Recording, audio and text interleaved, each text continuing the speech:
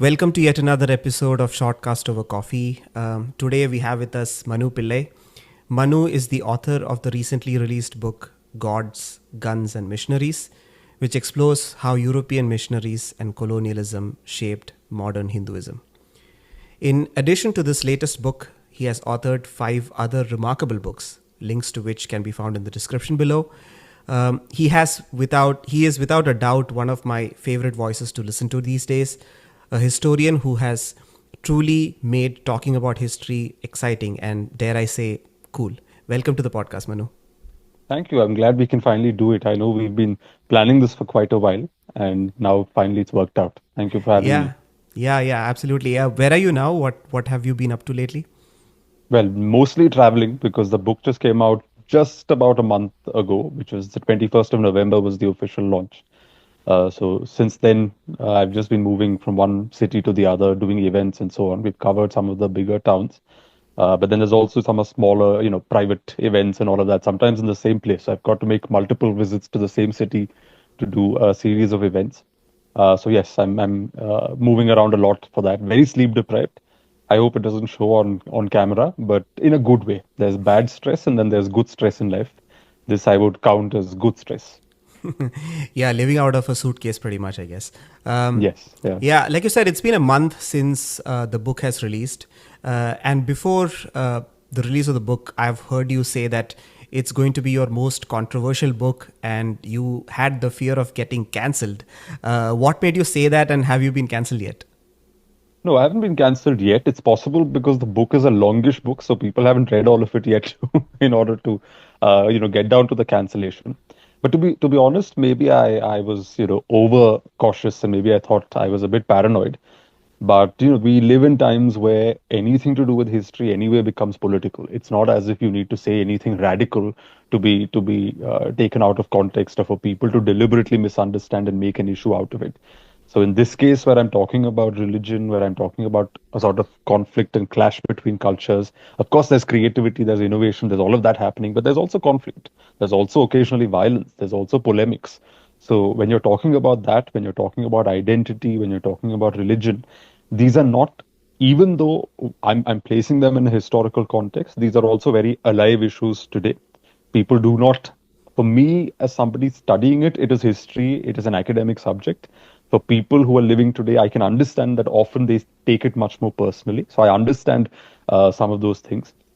To be fair, most people, I think, are still open-minded. It's just that there's always that shrill minority that pops up and is capable of creating trouble. And that I thought was something I was a bit worried about. Not helped by the fact that my publishers, as I've been saying in several talks that I've had so far as well, even before the editing process began, they sent it to a lawyer for a legal read, which has never happened to any of my books before. So I was a bit taken aback by all of these processes as well, because it wasn't just me. Everybody around me uh, seemed to think that people have thin skins and all of that. But so far, the response has been good. In fact, one of the first responses, reviews itself said that this is a book that can speak to both left and right. I've had interest from people on the right. I've had interest from people on the left. Uh, you know, People seem to be engaging with it, which I think is a good sign. Yeah, that is fantastic. And I think we are speaking at a time when recently I saw a couple of videos of how Jai Sri Ram chants were happening right in front of churches. So Yeah. it speaks a lot about the times we are living in. I wanted to start off talking about Hinduism, which is what you address in the book. You know, I saw some of Vivek Ramaswamy's political campaigns, and That one US of the kid. Yeah, yeah, yeah.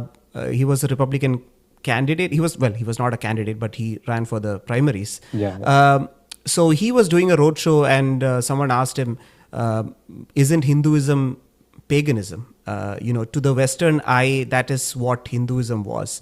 Um, and when I think about it, I am kind of bewildered at how much Hinduism could spread even without having a top down model and sort of an open source nature. What is the difference between an Abrahamic religion and Hinduism, and how could it spread so much? I think your question itself answered it briefly, which is that because it's not top down is the reason why it was able to evolve in the way it evolved. It is open source, it has multiple founds, it has multiple origins. So it's not as if Hinduism sprung out of a book or a series of books.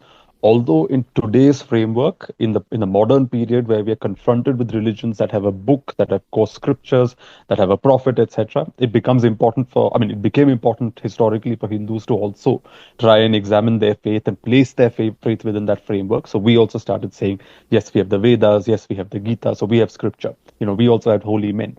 So we started tailoring Hinduism to fit that framework to a certain extent. But historically, if you look at the arc of Hinduism, it is a bottom up kind of structure. It's quite interesting that what you have is at one level Brahminical culture, and Brahminical culture has its politics, as well known, there's caste related issues and all of that.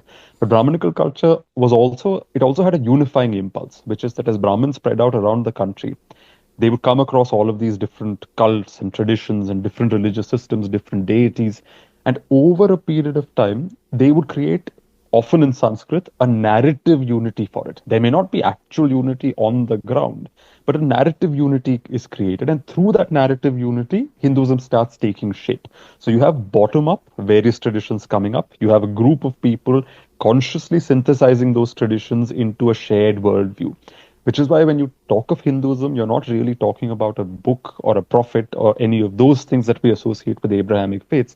You're really talking about a framework within which different slots are allocated to different kinds of traditions, and they exist within that framework.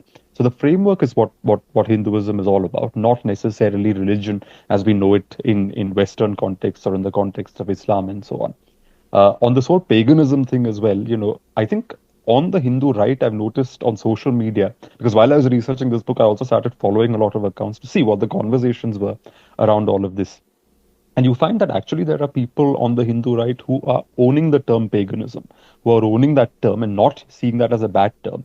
In fact, they see it as a positive term, which is that pagan cultures allow for the multiple to exist and do not deny different paths their validity.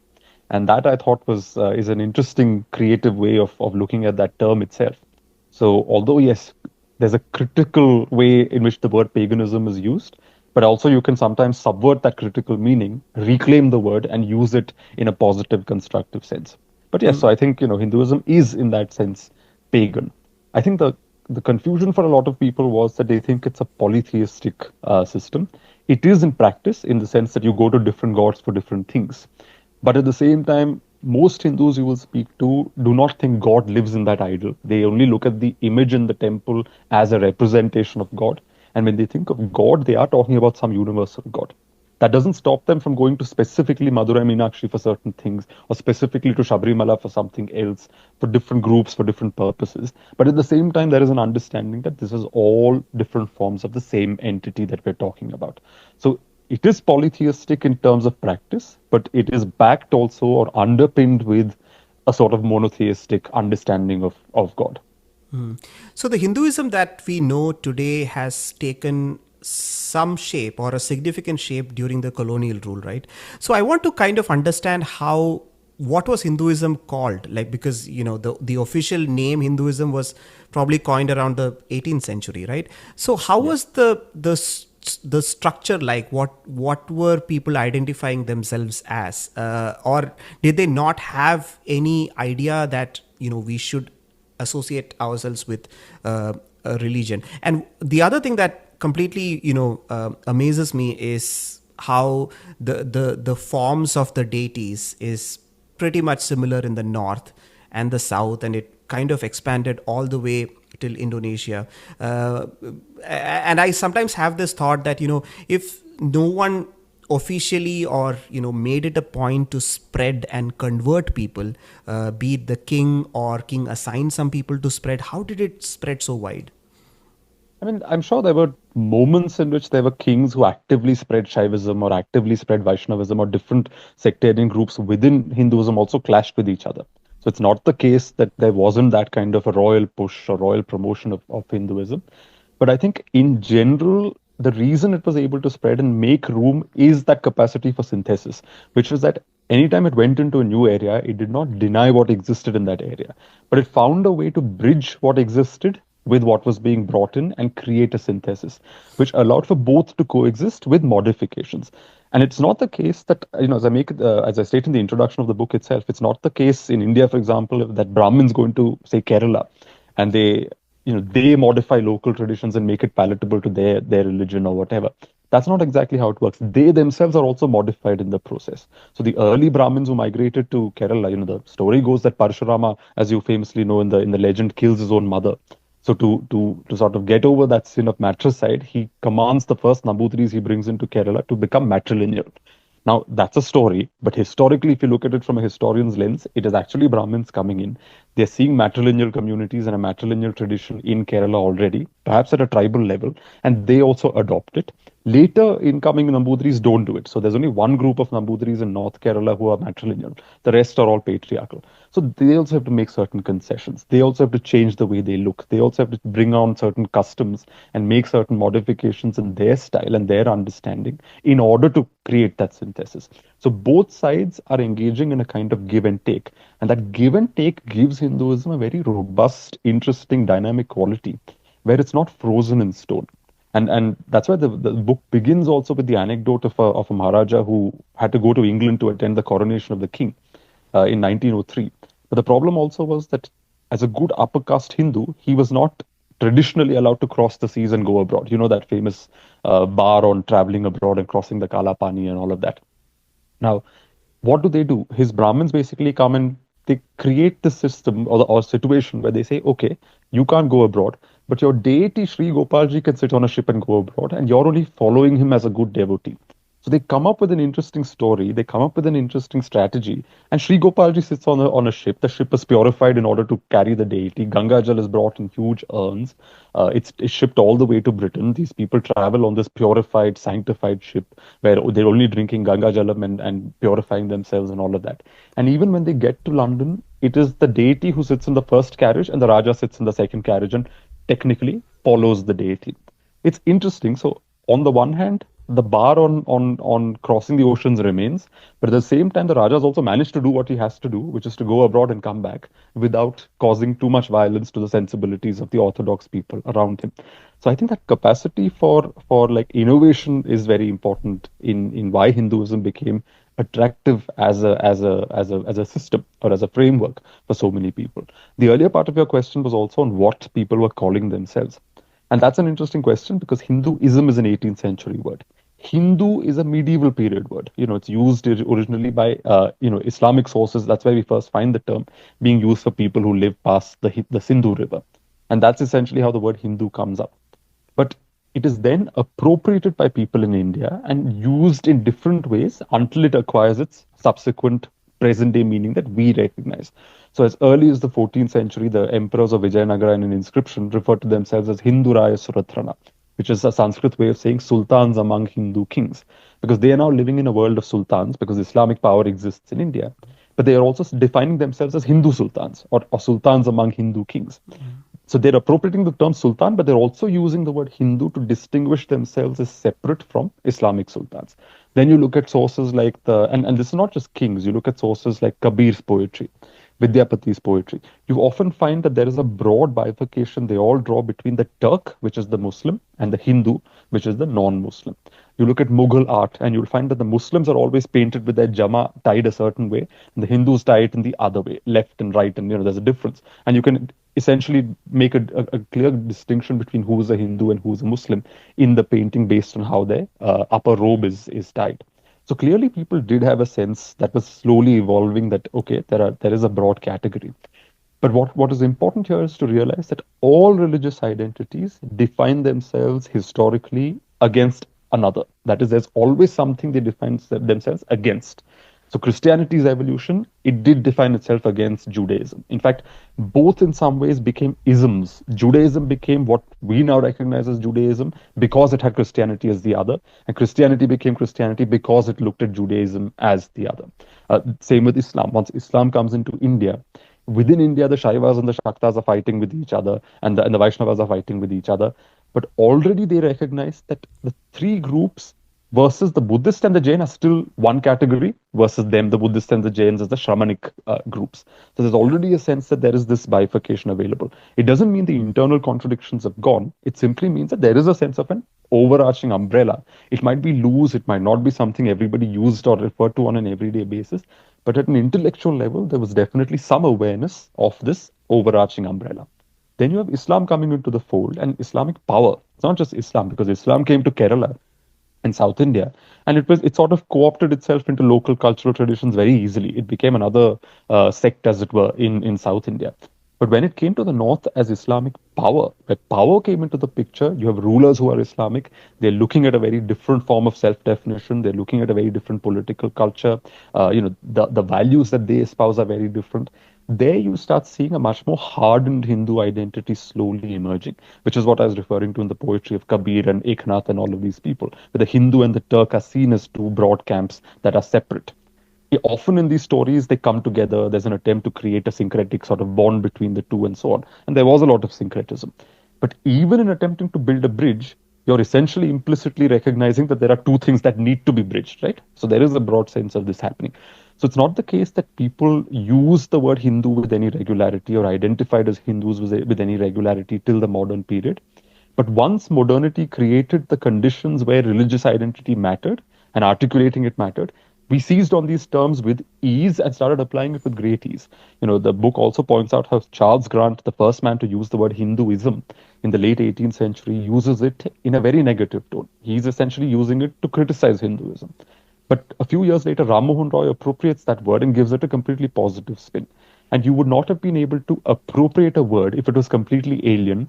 You were able to appropriate it because you recognized that it filled or labeled or defined something that you already had. It's like saying that, the word India. Nobody in India was going around calling themselves Indians throughout history. But whenever we write about the subcontinent and its past, we do refer to the term India. We do refer to Indians. Because even later, once we did appropriate the word, it was because we recognized that the word had meaning, because that meaning was already there for us, and we just needed a word to fill that gap. So the word Hinduism is also something like that. I don't know if I've explained it well, but that it's No, a bit you did. convoluted. It's a bit complicated. Yeah, you did. I mean, to your point about this whole ism thing that formed over time, right? I feel like every religion is atheist in a sense that it is atheist towards other religions. Yeah. It only believes in its God, and it was really funny, the anecdote of. The Maharaja going to England. I feel like the great Indian concept of jugaad primarily starts in ceremonies. We over time we find a way to modify ceremonies, and Yeah. There's an amusing story also about how ceremonies sometimes just emerge out of the strangest practices. One story in Kerala that I've heard from my mother, grandmother, different people, is about how there was a temple. I don't know if this is a specific temple or it's just a temple in a story, because there are folk stories that move around, right? So there's a temple where the head priest, every day after the puja, he used to put on a little leaf. There has to be a cat in the temple. He used to put on a little ela, a little banana leaf. He'd put a little bit of the prasadam and give it to the cat. Now, over the years, this became a thing that the priest just did because the cat happened to be there. One fine day, the priest dies and his son comes in as the next priest of the temple. And the son's vaguely seen his father doing this, and he thinks this is part of the ritual in the temple. So he now starts, feeding the cat no longer as, oh, I'm just feeding the cat, but as a ritual. He thinks this is something that needs to be done.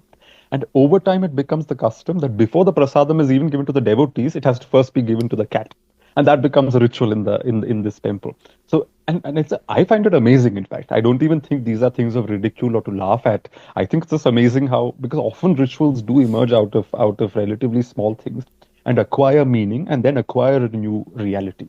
And that's true of Hinduism. That's true of most other religions. But what you said earlier about how all religions only recognize their God as valid.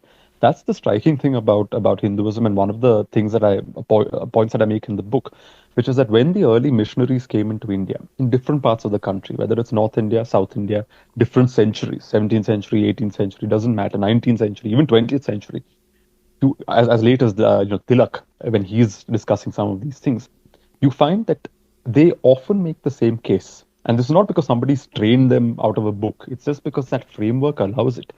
They often tell missionaries will come in and they will say, again, I'm not saying this to attack the missionaries. They are coming from their worldview. They are coming from a worldview where there is paganism, which is the devil's faith, and the only God is the Christian God, and the only way to God is through the Bible, because that's the tradition they are coming from. So they come in and they say, look, this is the book of God, and this is the only way to God. The Hindus, without any sort of divergence in most parts of the country, often respond saying that we recognize that this is a path to God, but this is not the only path to God. God has created multiple paths. God has given you this book. He's given us something else. God came as Jesus to you. He came as Vishnu's 10 avatars to us. So there is, in India, you find a constant refrain that there isn't one path to God, there are many paths to God. So much so that when Tilak in the early 20th century tries to define Hindutva in one of his writings, he actually states that belief in multiple paths to God is essential to Hindu-ness, to being a Hindu. You cannot be a Hindu if you do not believe in multiple paths. And he's not saying this purely because the missionary is standing at the door and saying, no, there's only one path. He's also saying it that Hinduism itself is a plural tradition, right? As we were discussing earlier, because it is a composite of so many traditions, naturally it has to recognize multiplicity. It has to recognize plurality. And so for Hindus, saying that there are multiple paths to God was not because they were somehow wiser, it's because their own history necessitated having that kind of a position. It's fascinating, right? I mean, how temples have one or the other way to differentiate themselves with, one or the other practice, right? I mean, the whole cat story was pretty funny.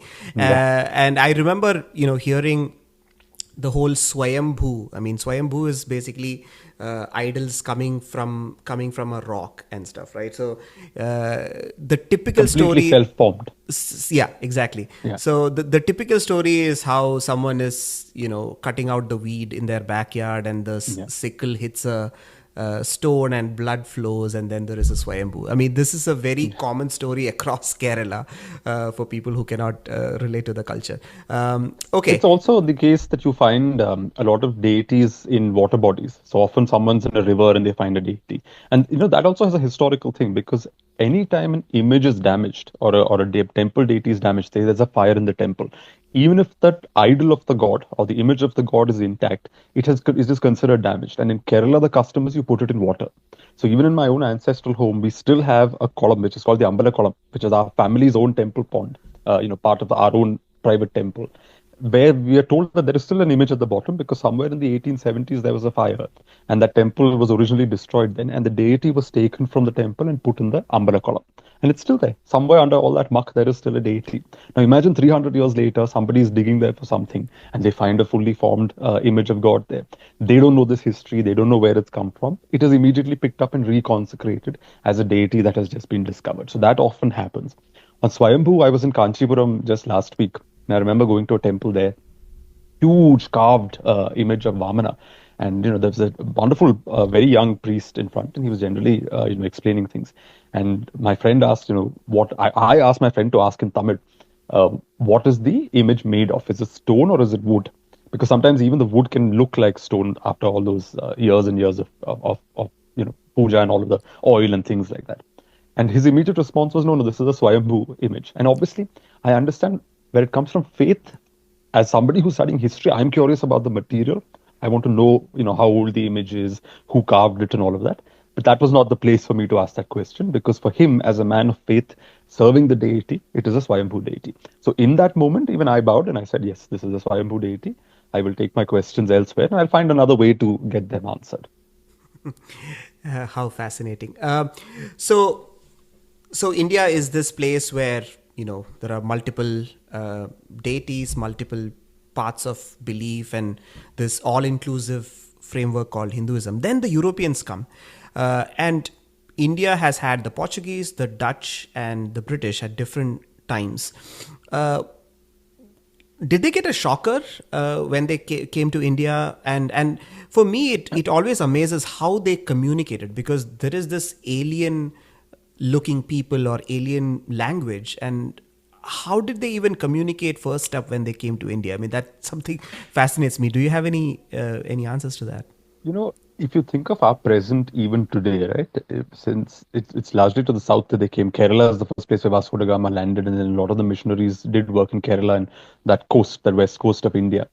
And it's quite remarkable that even now in Kerala, we have the leftist commie ideology, and then you've got the centrist Congress, or some the commies will say the Congress is right, and then there's of course the BJP and the right wing.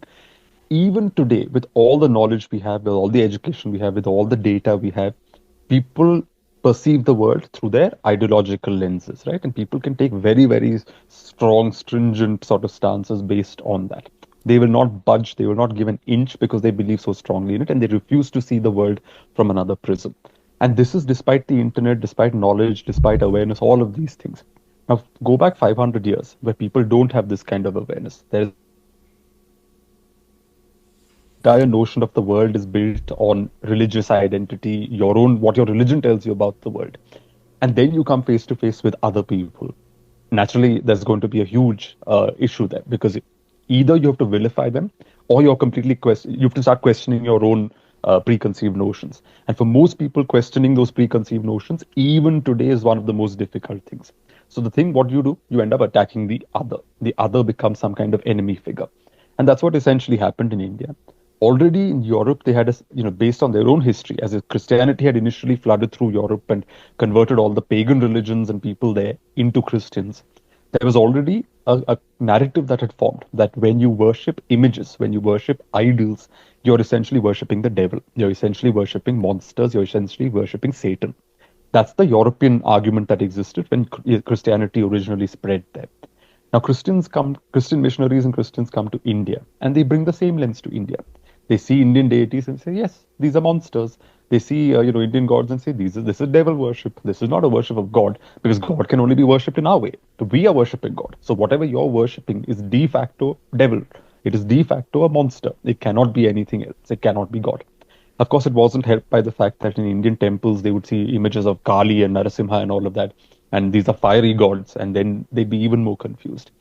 They'd see, they even after they started doing some research and speaking to locals, they'd hear Puranic stories about Krishna's romantic escapades, Shiva and Parvati, Shiva and Mohini, even more scandalous.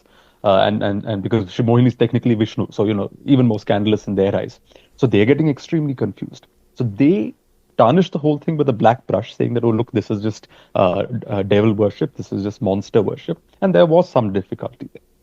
The problem was that they assumed that they would bring the light of the Bible and everybody would convert because now God's light was shining on them. But nobody here was interested to convert. As mentioned earlier, people would respond to the missionaries saying, great, God came and gave you the Bible, but he gave us something else. The missionary would say, no, the Bible is for you also. To which the Hindu will respond saying, no, that's not possible because God is all seeing and God is all loving. If God intended everybody in the world, every race, every group to have the Bible, God would himself have given it to everybody. Why would God create a separate group in you and say that I'm giving the Bible and it's your job to go and spread it out? That doesn't make logical sense. So they would start engaging in debates.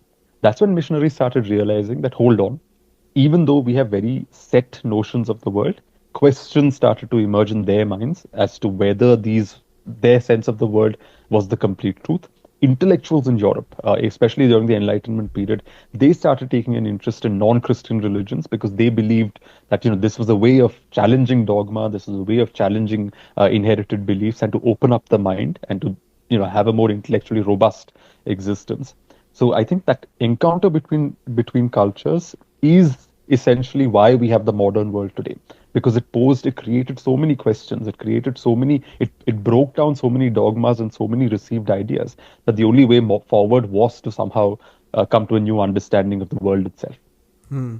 My first tryst with missionaries was, we all obviously knew the Mother Teresa and her missionaries of charity, but I went to college in Jamshedpur. So from Kerala to Jamshedpur, it was a 48-hour long journey, and the train was quite empty till about Katpadi, and then from Katpadi there were people from Bihar, Jharkhand, Chhattisgarh who would come for medical reasons to Vellore, would fill the train. But there were a lot of people from parts like Kottayam and Ernakulam, Kodamangalam in Kerala who were working as teachers in extremely remote places in Jharkhand, Chhattisgarh, and all of that. And even in my college, there were people who were coming from, places like Dumka in Jharkhand, which is extremely rural.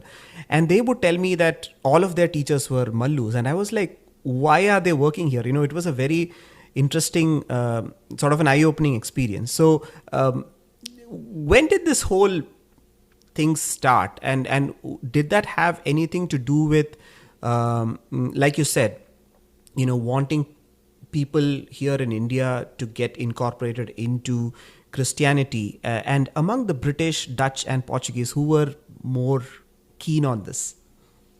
So it's difficult to sort of say who was more keen because in all of these groups, I mean, I look at primarily the Portuguese first, and then the main thrust of the book is the British. But in both of these, you find different impulses. The Portuguese first come in, and the Portuguese initially leave local religions alone. Although there are priests saying that, oh, you need to spread Christianity and all that, at that time, their incentive is trade. They have to stabilize their political power in Goa. They don't want to meddle with religion and alienate local people. So they're not interested. But within a few decades, so 1510 to 1540-ish, they're more or less leaving local religions alone. But then you start seeing the Portuguese state becoming more and more aggressive. And not only because they're suddenly more devout, but because of what's happening in Europe. Yes, they do have a devout royal family and devout rulers.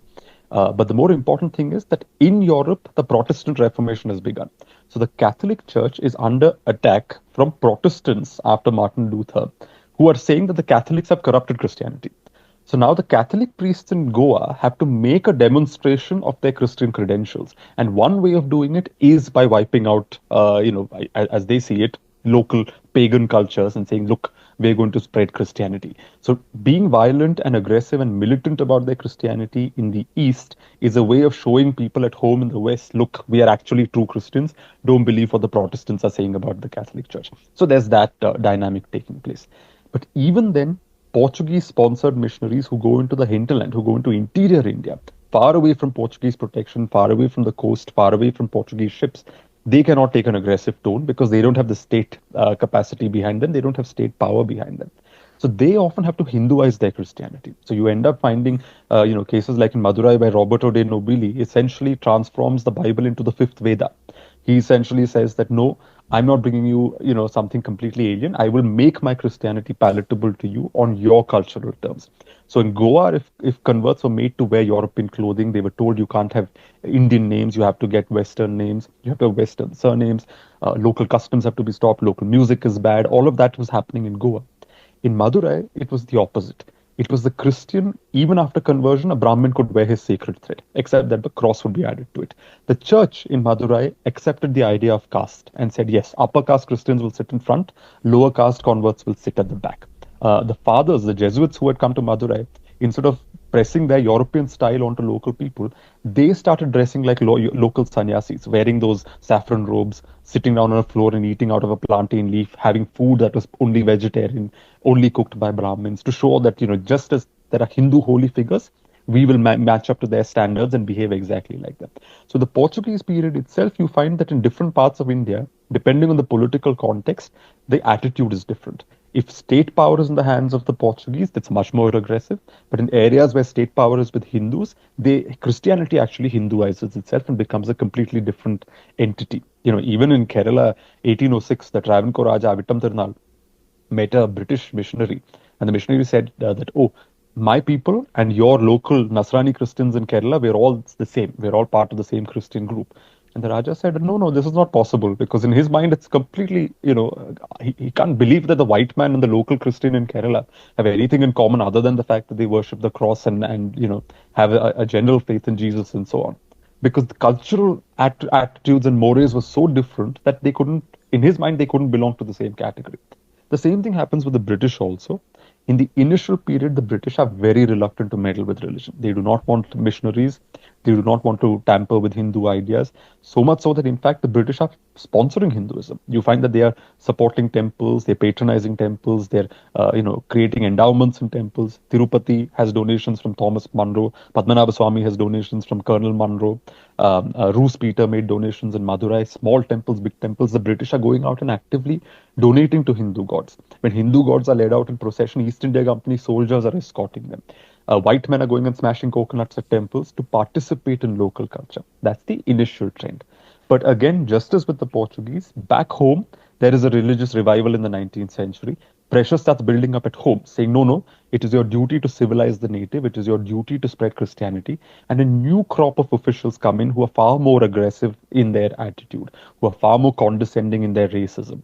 They don't want to patronize Hinduism. So they withdraw, and the missionaries permitted access into India, creating a different set of dynamics. So again, in all of these periods, you find multiple impulses in play. The missionary is also not one entity. In different places, the missionary has a very different look. In Goa, you have a very westernized kind of Christianity that's created, though eventually even that has certain Hindu elements that do creep in. But in Tamil Nadu, you have the opposite, where even now you'll find Christian fathers in saffron robes. In South India, you'll find Christian fathers with tikas. In the Kerala church, the Nasranis have been there for so many centuries before the Europeans itself. And in the oldest Nasrani families, you'll find that they're very much when they have, I think, ceremonies with haldi applied to the body, ola koda bidicha, they will get married. When they get married, they'll enter the house with a velaka. These are all local customs that have been incorporated into their brand of Christianity. So it's very difficult to put this in black and white terms. But is exactly why the story is so fascinating, because it's so mixed up, it's so layered, it's so interesting. The whole aggressive nature of Portuguese converting I think what you said is right, because in Sri Lanka, you see far more people being converted to Christianity. I mean, lots of names like Di Mello, Di Silva, etc. I mean, not so much in India. So you're saying that there are still sort of the successors of people who were moderately converted to Christianity, but have Hindu elements, and you still see. I mean, there are elements of the church. There are groups. There are Christian groups with Christian fathers who are still, in many ways, let's say, recognizable on very Hindu terms. That is, their idea of holiness is projected in very Hindu terms to this day, and across the spectrum. It's not just Brahminical. As late as the early 20th century, 19th century, there were shrines to Christian saints where people would go and sacrifice goats, just as you do it in a Kali temple. So it can be that Hinduized depending on who you're talking to. That is very fascinating. So the objective of these missionaries was to spread Christianity initially. How did they get into this whole English education or academic sort of route? So once this is largely in the British period, although there were some schools before. Ziegenbalg in the 18th century in Tamil Nadu had schools that he set up, etc. Education becomes a more important thing through the 19th century, because the British state itself, by now they've conquered most of India, they control the princely states, etc. So the British are considering whether we should bring modern education to India or not. So the British are also speaking in two different tones. There's actually an entire set of Englishmen who are in favor of sponsoring Hindu education. So I gave the example in the book of a Raja in South India called Sarfoji, of the Maratha dynasty in Tanjore. He's actually crazy for modern science, to the extent that he gets modern science and turns it into Tamil, turns it into local formats, into local traditional sort of molds, and disseminates it to his students. At the same time, you find that British officials are sponsoring Sanskrit colleges where they're teaching Puranic history, where they're teaching Puranic geography, which is talking about 7 seas, one of butter, one of milk, things like that. Whereas Sarfoji is teaching the actual science of what the seas are about. So you find that there is a sort of hesitation on the British side as to how far they need to go with education. Missionaries do come in, and it is a fact that many of them did see education not as something divorced from their project of conversion. It was not as if they thought, okay, let's shelf conversion and just sort of teach everybody and modernize them. That really wasn't the agenda. Their hope was that modern education would spark a kind of self-doubt. Self-doubt would spark self-doubt about religious practices in the country and pave the way towards conversion. So it was not a very aggressive direct that everybody who came to school had to convert. That wasn't really the attitude they went for. But they hoped that in the long term, the education that they were disseminating would subtly and slowly bring about a certain conversion of the soul towards in favor of Christianity. So that is a fact that we have to deal with. But again, there it's interesting that there's always agency, right? In the sense that people who are at the receiving end of these policies, they also have agency. It's not as if they're passively sitting there and getting molded on the basis of what people elsewhere are trying to do. They have a way of turning these things around to their own advantage. So you find that often upper caste Hindu kids will go to mission schools simply because they want the English language, because that gives them a good job. So they will go, even in Travancore, which was a Hindu state in South India, very Hinduized, the rulers are very Hinduized. they would use the Bible as a school textbook because they saw it only as a textbook. They would not read it. The missionary would hope that they would pick up something from the Bible and become curious about Christianity. And yes, there were some students who would convert or whatever. But for most students, they would look at the Bible just as a textbook. They would read it, pick up the language, and then move on. Like that, that's how they were able to engage with it. Similarly, you find that a lot of lower caste communities in India were able to mobilize politically because they had access to modern education through missionaries. Now, here the missionary might have hoped that they would all convert en masse to Christianity. That did not happen. On the contrary, many of these people did acquire modern education from the mission school, but they stayed within the Hindu fold and called for reform within the Hindu fold, started challenging caste oppression, structures of power within the Hindu fold. The prime example I use in the book is Jyotiba Phule in Maharashtra. He goes to a mission school, comes from the Mali caste of gardeners and florists and so on, which is now, I think, categorized as OBC. It's a mission school that gives them access to English, access to modern literature of the West and all of that, a new arsenal of ideas. But at the end of it, it's not like he goes and converts. He actually uses this education to challenge Hindu orthodoxy and to call for reform of Hindu structures of power and to call for greater equality in Hindu society. So it's very interesting that even if the missionaries intended their educational network and infrastructure to enable conversion, for the Hindus largely consuming it, they would go there, pick up what they wanted, and then turn it around and use it in ways that they thought were better. That was not always conversion. Hmm. That is really smart. I mean, there is a criticism about the US education system. Historians like John Taylor Gatto, in one of his works called Dumbing Us Down, suggest that industrialists like John D. Rockefeller used education as a mean of social engineering, creating people who were tailored to be a workforce, like factory Yeah. and military and services. I mean, most of modern education is that. It's training us to be cogs in a wheel or pieces of a machine. Like it really So is about churning out. there was a systemic method in which this was done, even in the times of the British, you think? I mean, the British definitely needed, they didn't want thinking people. I mean, when I say they, again, there were always exceptions, and there are some really interesting exceptions. That's a book in its own right. People who stood up to these prevailing ideas and condescension and racism of the time. But you will find that often they did not intend the education to turn Indians somehow into uplifted, independently thinking, critically thinking people. They wanted clerks, they wanted a support staff, and the education was often intended just to churn out a set of people who would be good secretaries and good clerks and good middlemen and help the British govern India. It's that agency. It's another fact that the same Indians who are picking up the English language and working as secretaries, within a generation, they start asking questions. They start writing in newspapers. They become lawyers. They use legal language that the British themselves have created to ask questions to the British, saying, why are you doing this? This is not justice. You've brought us this law. We are going to use the same law which you've taught us to question you. That's essentially what they start doing. It's not by accident that you find most of our freedom fighters of a certain generation were all lawyers. Gandhi, Nehru, Patel, they were all Jinnah. Even They're the all lawyers. politicians these days. Even the politicians these days, I remember in Trivandrum, when I used to work with Shashi Tharoor, a lot of the Congress workers there asked him, what do you do? And they're like, oh, I'm an advocate. We're like, wow, even now the law is an important sort Yeah, of some of them profession get for. a very token LLB degree from some college, though. I mean, I don't Not, think some is the word. I think most of them are probably I token was trying to LLBs put because their it kindly. primary interest is politics. Yeah. But so again, there you find that there is a kind of subversion that takes place. The intention of the British was always good clerical staff, good people who would be loyal to us. They would see, oh look, the British have brought such stability to India. The British have brought us such gifts. They've given us the English language. They've given us modernity. La la la. That's what the British hoped. The Indians picked up all of these things and then showed the British the door. Yeah. Was there a natural transition of the Brahmin community to these positions from how they were with the kings of the time? So Brahmins historically, especially if you look at it from the medieval period, which is as far as I've studied, you find that they were often at the forefront of these secular positions.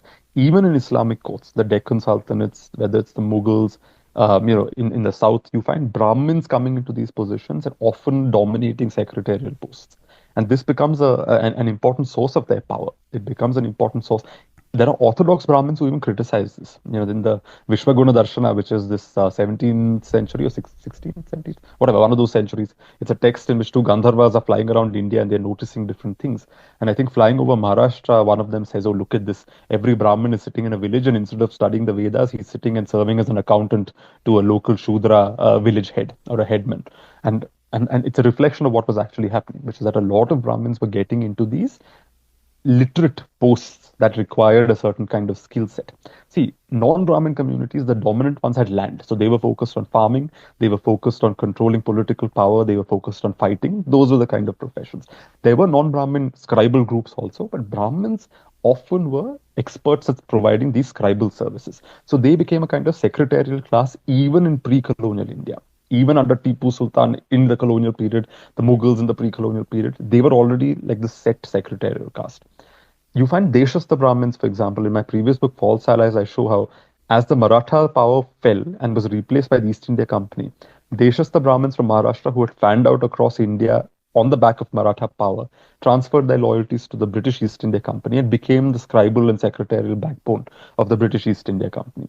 When British residents went into princely states like Travancore or Pudukkottai or Mysore, they would often take these Rao Brahmins, as they were called.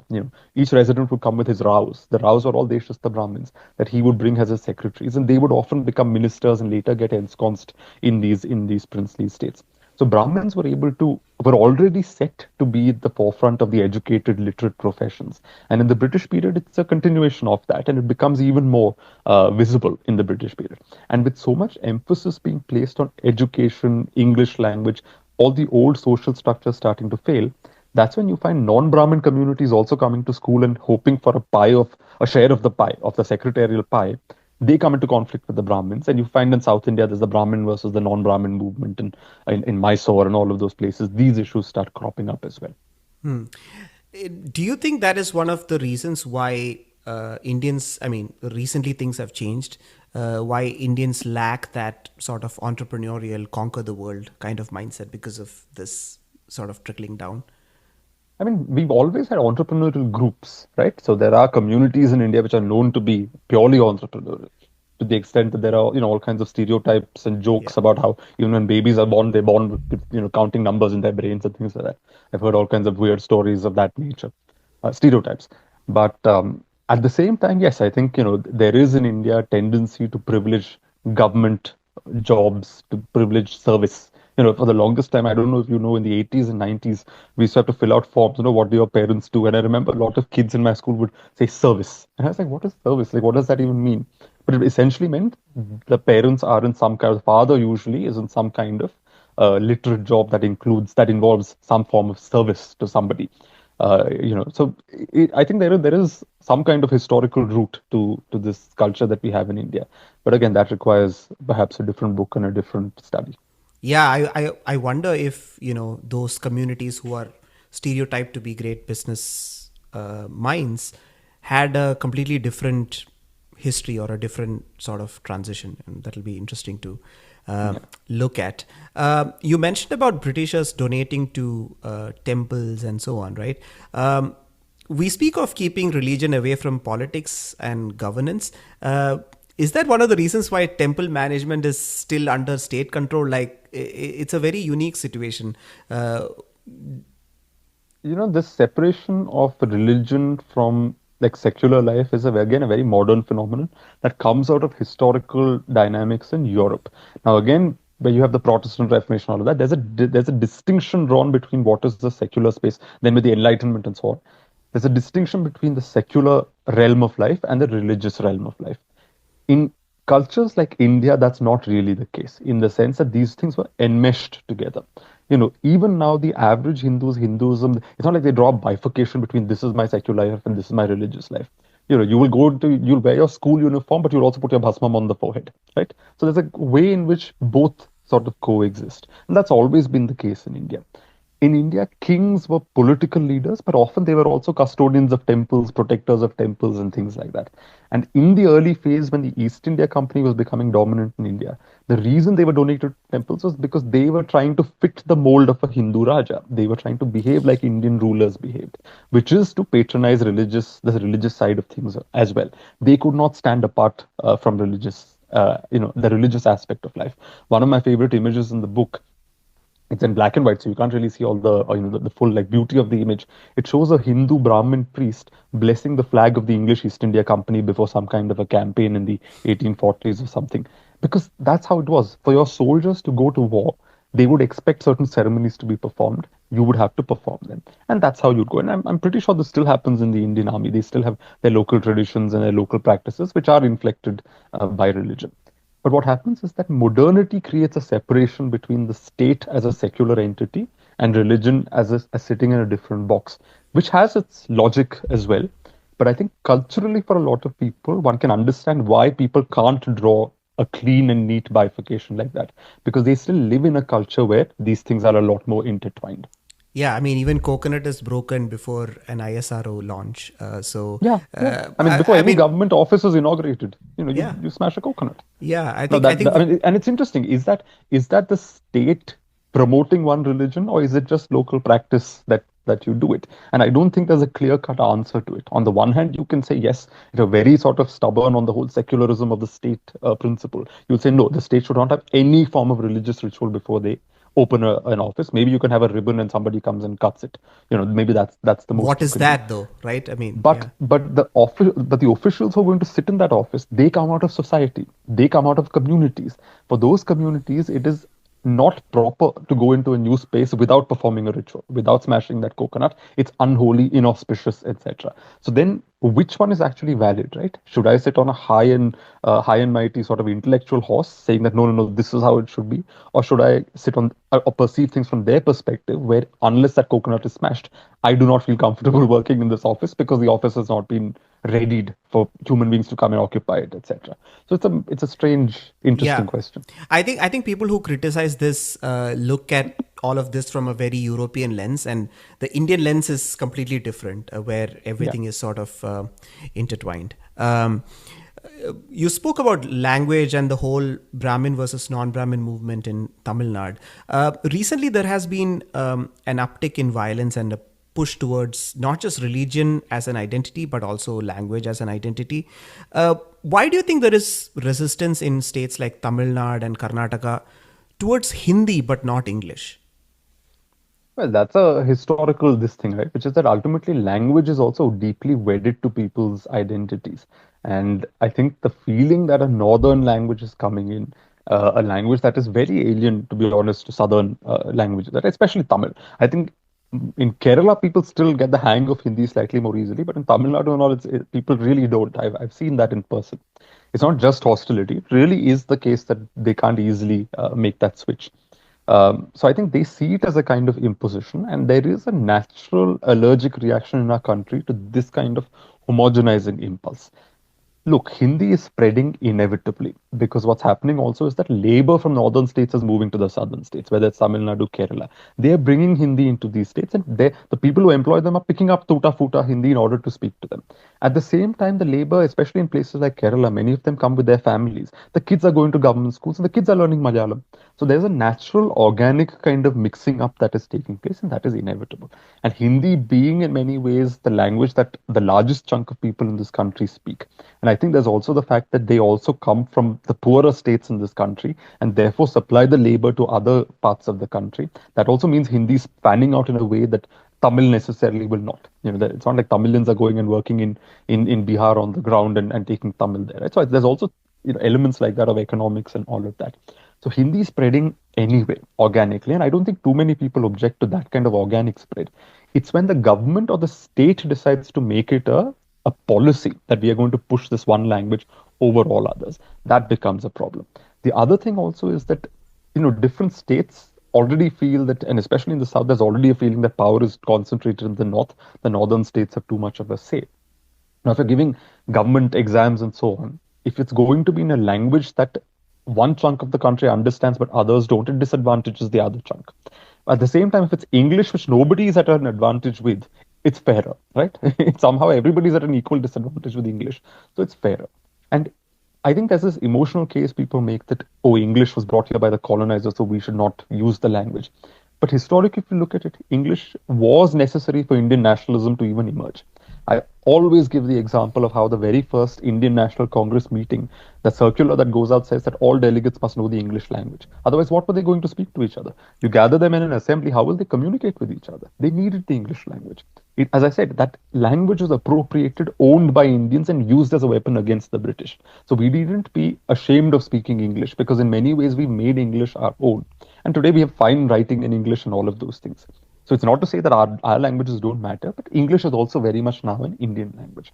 So I think these are just political games that are played every now and then. As far as Hindi is concerned, it's spreading anyway. I don't think that tide can be turned back or anything anyway at a cultural level. It's just that when the government starts pushing it, people naturally resent that kind of attitude. Yeah, that makes total sense. And I think there is no going back from English because of the kind of history that we have had. Manu, we will end this podcast. But before this, I want to ask you a question, a little controversial question. So I heard Ashwati Tirunal Gauri Lakshmi Bai speak about your book, The Ivory Throne, and she wrote another book called History Liberated. Did you get a chance to Oh read it? yes, I read it. I read it with great enthusiasm to see what the book was about. And the good thing about the book is it gives you the erstwhile royal family, or her branch of the royal family's perspective of what happened. Very little of it matches up with what is on the record. Very little of it matches up with what we see in terms of evidence. The main source of evidence of that book is my grandmother said so, which is fine. But what Granny says has to be verified against other sources. And when you make that verification, it simply doesn't, it can't hold its own. I'll Yeah. give you an example. She says that there were 3 assassination attempts against her uncle, Chitra Tirunal. Nobody had heard about this, and this came as front page news in Kerala newspapers. Now, she says 2 of these happened when he was a minor, and his aunt, the senior Rani, who was not on good terms with him, she was the regent of Travancore, and the third one happened on the day of his coronation. What's interesting is the sources again, Granny said so. There is not a single document, there is not a single police file, there is not a single intelligence report, nothing to back up this claim of not one, not two, but 3 assassination attempts. Now remember, if anybody studied this period of Travancore history, there are records on so many things. Marital disputes between husband and wife in the royal family, what they're eating, what the band is playing for a birthday or the visit of a governor, what the tour budget of the Maharaja is when he's going to Calcutta, what the dress budget is for the year. The smallest things there are records. And yet, for 3 attempted assassinations at 3 different times, not a single shred of evidence exists. Okay, the first 2 were made when the regent was in power and maybe she destroyed the records. Although it will be very tough to destroy records at every level. Let's assume that she did. The third one, Ashwati Tirunal herself says, happens on the day that Chitra Tirunal comes to power. Now, he's got power from that evening. Why isn't he called for an investigation? Why hasn't he brought in some kind of a police inquiry? There's nothing from that period itself. So while I understand that Granny has told you a story, it doesn't mean that the story adds up to historical truth. Another thing she says is, in my book, there's this bit about how in 1929 there was a black magic episode in Kaudia Palace. And she says, oh, that was just a maid who misunderstood Kartava in the puja, and it went up the record as a black magic puja. Firstly, it was not based on just a maid. There were maids who reported, the Maharaja's ADCs reported, the palace manager, who was a Tamil Brahmin, resigned from his post because he was so scandalized about the puja that was taking place in the palace. So multiple people's records and sort of inputs and reports exist from that time, including the number of rats that were being caught to be sacrificed, where the priests came from, what the priests were paid, so on and so forth. So again, you can but the thing is, she says that this story was created simply to extend the regency of the senior Maharani by 1 more year and to prevent giving Chitra Tirunal power at the age of 18 because he was turning 18 the very next year.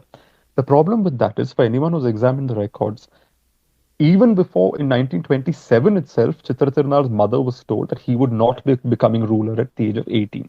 Because the general policy that the British had by that time brought about in India, applying not just to Travancore but also Gwalior and other states, was that princes had to be minimum 19 and a half to 20 years in order to come to power because 18 was seen as too young. So, if that decision was already taken in 1927, why would a false story be created about black magic in 1929 to postpone his investiture? Because the postponement was done 2 years before already. So, she's not looked at the records based purely on what her grandmother's told her. She's written a book. But my favorite part of the book was this one account where she talks about how extraterrestrials descended on Kaudia Palace and tried to drag away the Maharaja's grandmother. And I thought, okay, this is just a funny story or something. But no, she goes on to say that ropes were tied on the Maharaja's grandmother's legs or feet, and the rope marks were seen by the Maharaja's cousin, and that's given as the evidence. So, I mean, this is a book with extraterrestrials coming and trying to kidnap the Raja's grandmother. So you can imagine that at some points I was pretty frustrated with the book as well. But that's also why I love the title of the book, because it's called History Liberated, because it truly is history liberated from common sense. Yeah, one of those trust me, bro things, right? Yeah. Yeah. But Uh, there will be people to believe it because, as I said, people like to believe what they want to believe. And sometimes, a lot of Raja Bhakti prevents them from seeing the actual truth of what happened versus, what they wish is the truth. Yeah, similar criticism was raised by Ashwati Tirunal Ramavarma, a friend of the show. I've had him I to know he's been on your show. Yeah. yeah, I think his point was that why do you trust British archives and But they're British? not British archives. So the thing is, just because something is sitting in Britain does not mean that it is British material. It is letters signed by your ancestors which are sitting in British archives because they're addressed to the Secretary of State or addressed to the Viceroy. Okay, forget the British archives. You go and look at the National Archives of India, sitting in Delhi after the British have left, signed by VP Menon, Sardar Patel, MK Vellodi, the people who were part of the integration of Travancore state into the Indian Union. If you look at those records from 1949, 1950, 1951, those early years just after independence, they all say that the most popular member of the royal family at the time with the people was the senior Maharani. She had given up power in 1931, but 20 years later, Indian government officials are saying that she's the most popular member, and the Maharaj and his mother are not popular with the people. Today, you don't get that impression because post-independence India, there's this whole cult built up around Chitra Tirunal, and some of it is because of nostalgia for royal rule, some disgruntlement with political corruption and all that. So people romanticize the last ruler. So some of it is that, but that's what they say. Then you find a record where the senior Rani says, she makes one remand at the time of the integration saying that the palace in which I live, I want a guarantee that I and my children will be allowed to continue to own this palace.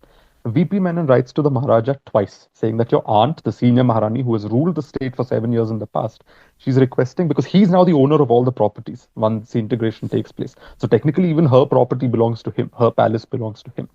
And Chitra Tirunal ignores the first letter. The second time he writes back saying, I do not see any reason to give such an assurance. And years later, in court, he claims that the senior Maharani's house is his, and her family does not get that property. So she built that place, she ruled from that place, her children and grandchildren were born in that place. But who is the ultimate owner? Chitra Tirunal. It is a letter signed by him to VP Menon sitting in the National Archives of India. So then if you come and tell me that though this person was Pratyaksha Padmanabhan, God reborn on earth in human form, I'm sure he's a very decent human being, but he was also a human being. And he had a certain resentment to his aunt, which caused him to behave in certain ways. So when you say sources from British archives, it's not that these are British written sources. It's just that these are sources that are sitting in Britain today. Because when the British left India, they destroyed sensitive files that were here because they didn't want the Congress party to blackmail the Rajas. So the only copies we have available of these sensitive documents is the copies that were sent to the Secretary of State in London, which were not destroyed and which are still sitting in London, therefore. That's why they're sitting in British archives. Because they're sitting in a foreign archive does not mean that the material is not Indian. So, I mean, that's a very silly, fallacious argument to make. Wow, excellent. I'm glad you addressed these questions. Well, thank you so much, Manu. It was lovely. I have 20 more questions, but in the interest of time, I will let you go. But it was a Thank you. fascinating conversation. I learned a lot. Thank you. Thank you for having me.